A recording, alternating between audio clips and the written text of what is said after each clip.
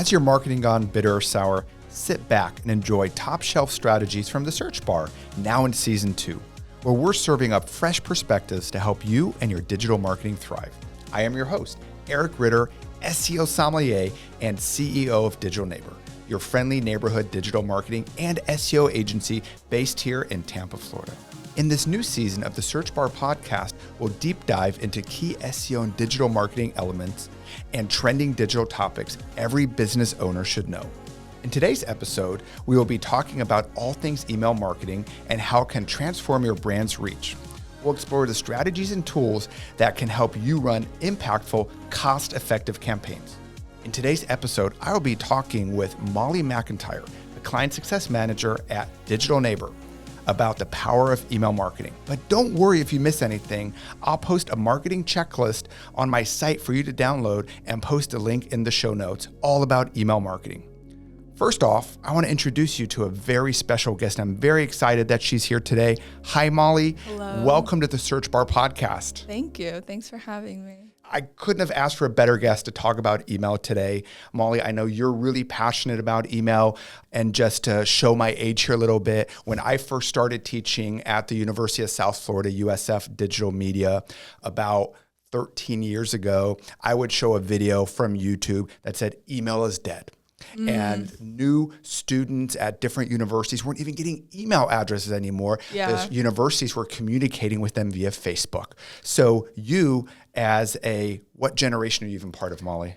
I would consider myself Gen Z. So as a Gen Zer, I'm really excited to hear your thoughts on email along with an old goat like myself and kind of see where this conversation takes us as we talk about email campaigns, email marketing. But first, why don't you share a little bit about yourself and kind of your typical day as a client success manager at Digital Neighbor? Yeah, so I'm a client success manager. On the day-to-day, I do a lot of client communication, account management, project management, and I would consider myself Digital Neighbor's self-proclaimed email enthusiast. So I take the lead on a lot of email marketing initiatives that we do. It's awesome. And I've also heard Digital Neighbor is a MailChimp partner agency. We are. Right? So what makes you enjoy MailChimp more than other platforms? I've used a lot of email marketing softwares, and MailChimp is definitely the most user-friendly, I would say, and beginner-friendly, especially if you've never tapped into email marketing before. It can get complicated really easily, especially with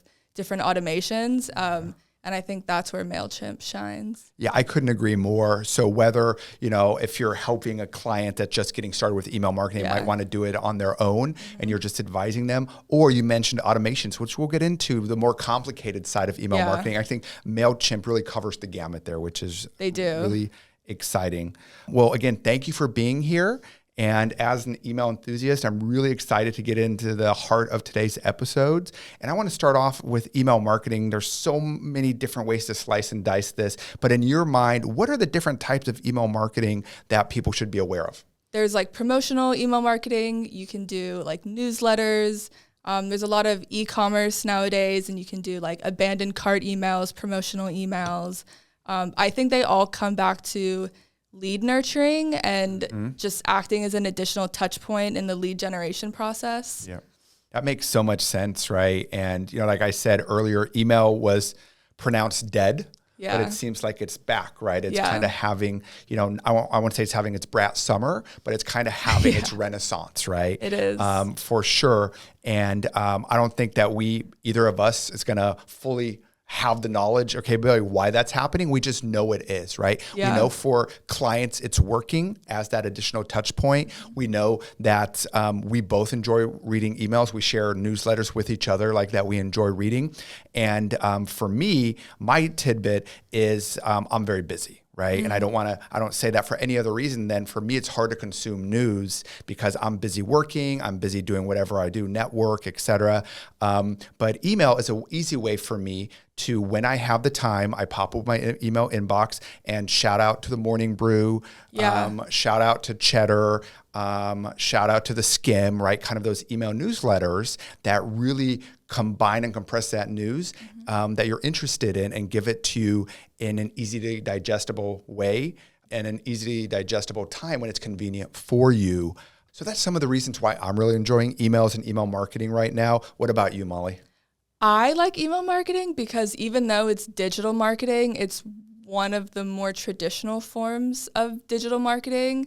And I think it's almost like a bridge between traditional and digital because it's been around for so long, especially compared to social media. That's really only been around like the last 15 or 20 years. Email marketing has been around way longer. And I do think it has come back, but I think it's come back in a very different way. Yeah, and I mean, you mentioned there kind of connecting traditional with digital. In my mind, that's like offline to online, online to offline, right? And this is one of the very few types of marketing that you can literally have a piece of paper, someone put on their email address, and then you can market to them digitally, right? So you're connecting those two worlds to each other. And it's the one almost constant, right? Since email started in the 1970s is, I remember hearing, it's more powerful to get someone to follow you on Twitter, to get a like on Facebook, because people, that's the future, right? Don't worry about their email address. But it turns out that your email address really is a great way and a great indicator for an individual. I mean, even just think about it, if you're B2B, you're not going to connect with someone on Facebook, because they're liking you, because Mark Zuckerberg, needs to build another mansion. So only 3% of your followers on Facebook are actually seeing your posts. Just think about that. 3%. It's not even a single digit. It's barely a digit, right? Yeah. Where email, people, if it's, and we're going to talk about that, right? If it's a right type of email and done in the right fashion, people are going to connect with that. And that's going to be a constant there. And I think it's been an evolution, right? I think we used to get annoyed by emails, and we would unsubscribe and everything. So far that even, in 2003, the US passed the Canned Spam Act, right? And I think that really helped clean up things quite a bit. Yeah, I'd love to talk about that a little bit, right? So I actually have the website pulled up here from the FTC, the Federal Trade Commission.gov, and we'll put it in the show notes, which has a great compliance guide for businesses that talks about like what you can't do, right? So we're going to get into what you should do and what you can do, but I think it's really important to first talk about what you should not do, right? And all of these are common sense. And I just want to take a side note here, or make a side note on that. To me, it's interesting that email is so regulated, but phone calls and text messages aren't, right? And I think that's one of the reasons why email are making a comeback is because it is actually regulated, where, I'm sure you've been called about your vehicle's extended warranty quite a few times. I have. It's not a unique experience. It is not, no, and I don't know. I also get phone calls about people wanting to install sunroofs on my house. Which I guess you're not a homeowner, but as a homeowner, I'm in some directories and people want to, talk to me that I get a free sunroof, right? And they can just call me. You're on someone's list. Exactly. Where email, if the Canned Spam Act, right, I think there's a couple things in here, but the most important one is that we have to remember and honor unsubscribes or opt-out requests. Right. And so that's why it's so important to have an email database, not just who subscribed, but also who unsubscribed. Because if you email them again, you can get a penalty for each email up to $51,744. That can add up real fast. So if you're not keeping track of who unsubscribed and you email them, you can get hit with a hefty fine, right? And that's why emails have that prominent manage your subscription, that unsubscribe on there. And also from a email, you can't mislead people. So it needs to be clear who it's from and who to reply to. When you pick up the phone and these people start conversation with you, they don't identify where they're coming from. When you get a text message, they don't identify that. But an email, we have to, right? And so I think those are really some things to keep in mind, that it's very transparent. You have to put in where you're located. Each email at the bottom should have a physical address, right?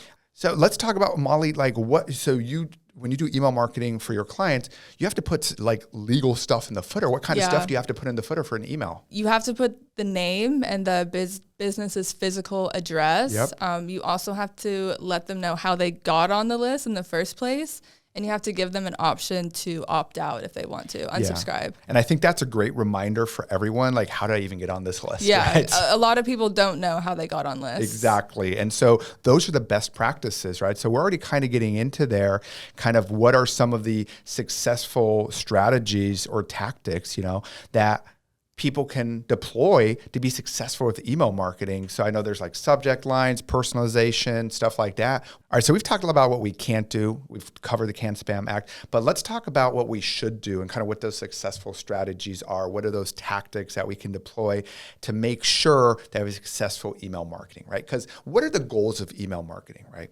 That's where I want to start. The goals have to align with your business goals. So if you're e-commerce, like you mentioned, it's selling more, right? Yeah. If I'm a service business or B2B, it's staying top of mind, getting people to reach out to me. You know, they don't always need to be transactional. Transactional are great, and those are super simple. But for me, as an example, I'm a big Patagonia guy, right? So the clothing company, my values align with Patagonia. So their emails aren't just, here's a bunch of products. They're like, hey, you like trail hiking, you've bought that before, here's the products, and here's what we're doing to help preserve those trails, right? Right. Here's some advocacy work that you can do. So they mix it together, their brand, kind of what they do, along with their products. And I really enjoy that. I also like Lululemon. Yeah. But Lululemon, what they do, which annoys me a little bit, is because I'm not a frequent shopper, right? Like I like to buy my things and keep them, is whenever they have a new product or a new color, it's a big announcement. And that's great because you think about it, the business goal for them email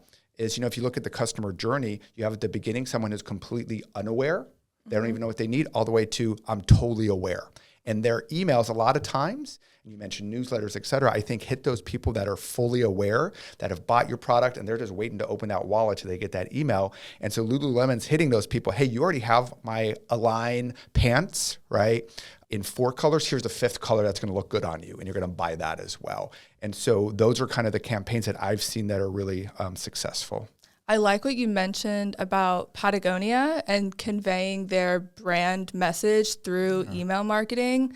I think that's a very big component to a successful email marketing campaign. I think people value tone and the message that you're sending, and it's obviously very personalized from business to business. Yeah. And I think if you can convey that through email marketing and like connect with your audience, it's really helpful in the consumer journey. Absolutely. So even if someone isn't ready to buy, you got to hit them with the right message, the right time, Right. or if they've purchased from you before, hey, you bought this might look really good as well. Yeah. And that gets us into email automation. Because maybe they aren't ready to buy on the first email that they Yes. receive from you, but maybe on the 10th, it'll remind them, oh, this is something I've thought about before. Yeah, and like I said, that's where the automation comes in, because we can see how often, hey, Molly's opened the same email 3 times. She's interested. But she's not ready to just keep hitting her with the email. Exactly. Where someone else like Eric, oh, he's never opened an email. Let's quit emailing him. Yeah. Because it's just he's going to get annoyed by it, right? So there's all kinds of automation we can do there, whether it's, I put the most simplest example is e-commerce. I put something in my cart and I didn't buy it. And then I get the email an hour later, hey, you forgot this in your cart. Yeah. Boom, here's a 5% clockwork. coupon. Yeah, clockwork, exactly. Here's a 5% coupon on top of it. Boom, of course, I'm going to buy it now, right? All the way to, like I mentioned, to Patagonia. I've bought trail running stuff from them, so they know that, right? So I'm in their automation sequence whenever a new product comes out. In that line, I get that email, right? So I think automation can be really, really powerful. So Molly, what kind of automations have you seen with your clients or have been successful for you? Well, an example I guess I could give, if a consumer signs up for a company's newsletter, they're already expressing their interest. You don't want to lose that, especially in the very beginning. You want to harness that and really grow that. So that's where email marketing automation really comes in. Once they're in your database, you can have automation set up to continuously touch them, especially at the beginning of their journey when they're just interacting with your brand. I think that's great, right? Because you don't want to lose their interest, because that's something that's so important. And we're going to get to the checklist, but one best practice that I see missed so often is explaining to people what's going to happen when they sign up. Yeah. And why they should sign up, right? So it's such an easy thing to add to your website is where you have the newsletter sign up form, just saying, we promise not to spam you. And some, you talk about brand personality. Some brands do that, like in their brand personality, like, we love you and we would never spam you. Yeah. It's kind of tongue in cheek, but also people understanding, I'm giving out my email address, right? That's like some personal information. I'm not just going to give that out to everyone because I don't know if you're going to sell it, if you're going to give it to someone else, if you're going to spam me with a whole bunch of different email messages. So you want to build that trust and then also let them know what's going to happen, right? So first of all, build the trust. And then like once you sign up, you're going to get an email from us right away, for that. And so great example. Again, we're coming back to e-commerce. It's just such a simple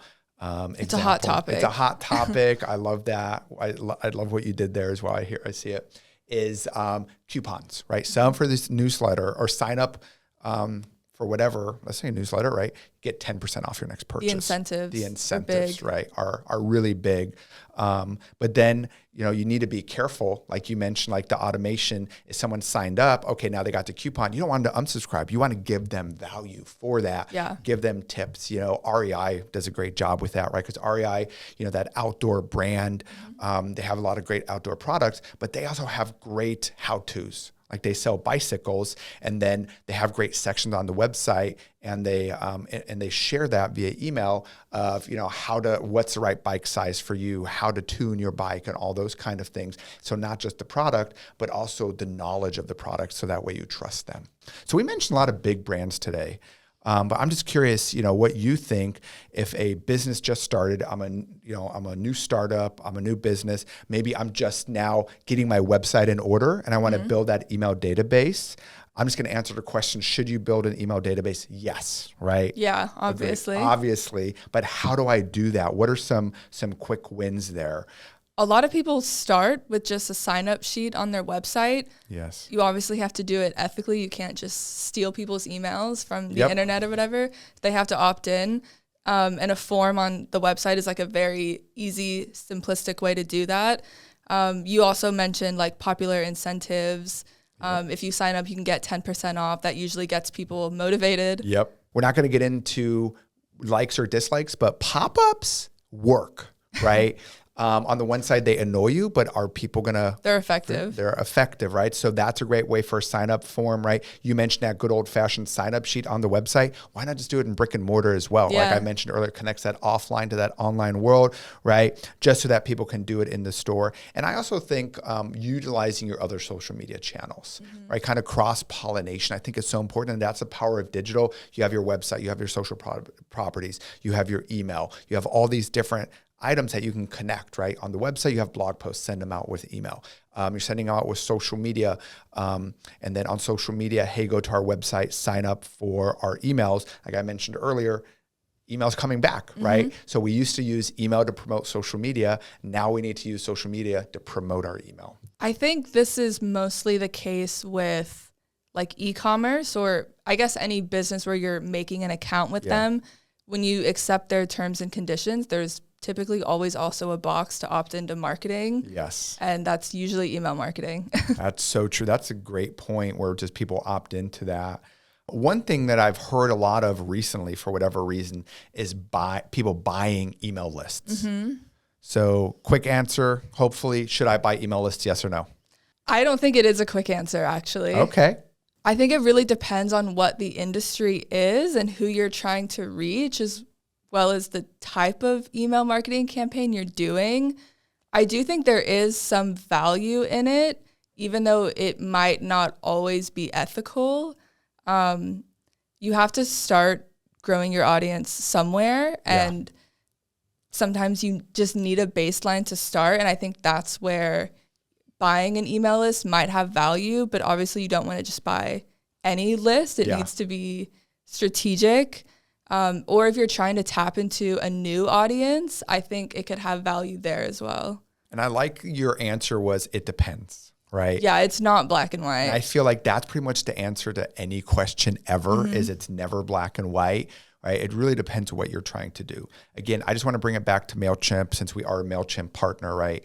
But also HubSpot or other services do not let you upload purchased lists, right? So that's something to keep in mind. If you want to build your MailChimp database, you want to build your HubSpot marketing database, you can't buy a list and upload it there, right? Yeah. And the reason for that is email service providers use email spam filters, and they flag if a mass email campaign is coming from that same IP address. It's being sent out from one person, it gets flagged. And if that comes from MailChimp, comes from HubSpot, it's going to harm MailChimp, it's going to harm HubSpot, and it's going to harm everyone else, right? Yeah. So if you just want to do, hey, I want to build my newsletter database, don't buy a list. Yeah. But in your point, I want to reach all the contractors in Florida and they're ready to receive this message. It can be a great fit. Yeah. I think an alternative as well is sponsorships, right? Like we're local here in Tampa.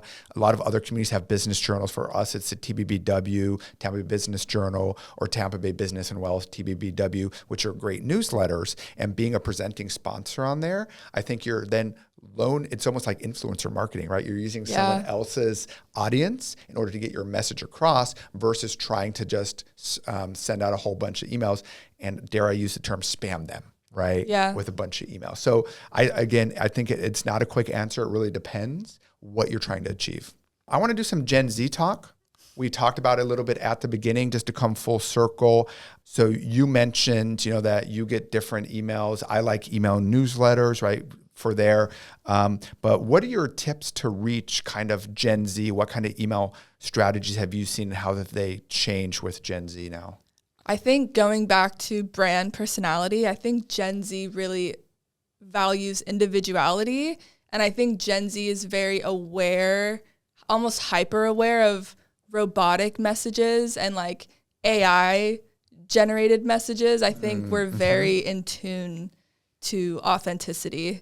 So you appreciate authenticity, because that was one of my next questions, is how AI is impacting email marketing. And so I think you kind of already started to answer it there, that you have to be careful. Yeah, you do. I think email marketing is similar to social media in that aspect of you can tell if it's AI generated. Right. And nobody wants to read something that sounds like everyone else, or it sounds like it came from a robot. Yeah, I think AI is a tool, but I don't think it should ever replace human connection and human vulnerability.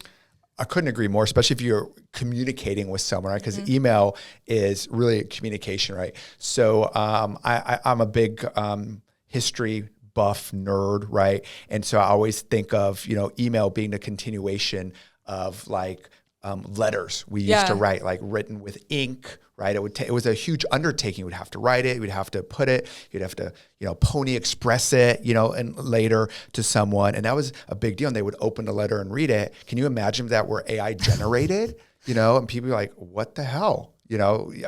All this just for this, right? And so email to me should be treated the same way, with the same intention and with the same care as if you're writing a handwritten letter and that person on the other end's receiving it. I agree. It should be personable and it should feel like it's coming to you and not just like a mass message sent out to everyone. Absolutely. That's all about personalization, right? So before we get into the checklist, which includes personalization, design, optimization, all those things, which we're going to end on here, is as a bonus, I call it email marketing 2.0. Yeah. Which is SMS, right? It's a new, untapped, or recently tapped into. Yeah, so talk more about that. So what's going on with phone numbers and SMS marketing and all that? I've noticed a lot that a lot of brands, when you opt into email marketing, they'll at the same time ask you to opt into text message marketing. I think more people check their text messages than they check their emails, or I guess on a more regular basis. For sure. I think the strategies for both are similar in the sense that the personality and being personable really matters. Yeah. Because it's both of them are coming directly to your phone rather than, a billboard. Yeah. No, and I think just to really drive it home for our audience, right? Why would I care about text message marketing and email marketing? Email marketing, we've established, is great, but an average email open rate is 20%, right? Which sounds low, but that's successful, right? Yeah, it is. I mean, I know you've run campaigns for clients, they've probably been in the 30s, 40s, 50s, but that's still 50%. Yeah. Look at a text message. Text message has a 98% open rate. So that means almost every single person that you're messaging is at least looking at that, right? And that's why text messages are so powerful there. But I think with email, we kind of established, how you got to have the brand personality, how you don't want to annoy people. So you got to take that up a couple notches for SMS because it's so easy. Everybody now knows. I remember the first time someone told me that you can just reply with stop. Yeah. And then you don't get the text message anymore, because there's the first time I'm like, man, this whatever, I don't know what it was, this casino's texting me. How do I get out of that? It's like, oh, just reply with stop. I'm like, oh, you've been opted out. I'm like, oh. It's easier to opt out of a text message than it is to opt out of an email marketing campaign. Takes less effort. So while it is the future, you have to tread carefully and be careful. Yeah, I agree. Email marketing checklist. So if you haven't paid attention now, you've missed out on a fantastic conversation here with Molly, our local email enthusiast here and friend of the Search Bar podcast. But we really wanted to end with maybe 5 or 7 things to really help you with your email marketing. And so I'll get us started here. Is number 1 is always be building your email database. Right. So that's just so important. We talked about a couple different tactics, from a sign-up sheet at the register to pop-up forms to cross-promoting on social media. Mm-hmm. We always want to be growing that database because it's a great way to stay in touch with people, right? So then number 2 is you always want to segment your audience. We talked about building the audience, building that database. And why do you want to segment your audience, right? So you don't want to send the same email to everyone, right? So it could be as simple as demographic segmenting, right? Based on age, based on gender, right? You get different products from me, because you really want to personalize those emails by dividing that list based on what they've done in the past. Are they a customer or not a customer? Have they purchased before or not purchased before? What are they interested in? Or, like I mentioned, their demographics. So those are really the ways to segment your audience.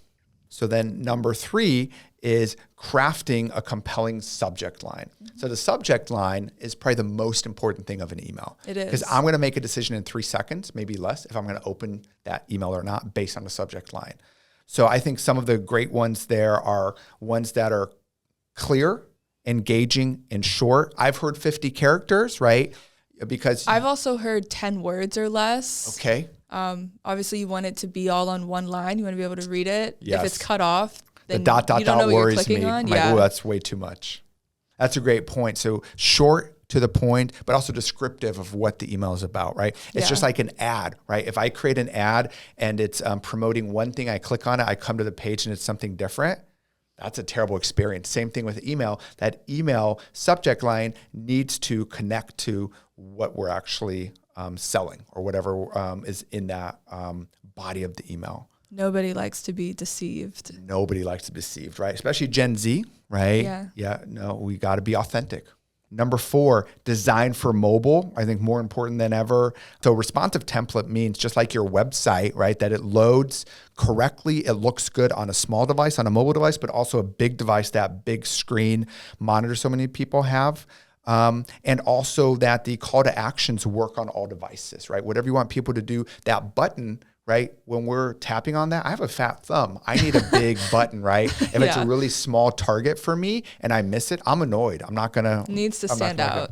Needs to stand out, needs to be 100% clear. So really designing for mobile, not just the responsiveness of it, but also the call to actions and everything else. Number 5, test and optimize. I think that's for all digital strategies out there. Is nothing's perfect out of the gate. You want to run tests. So I always say, always be testing, run A/B tests, and you can test things. I can send out different subject lines. I've had that before.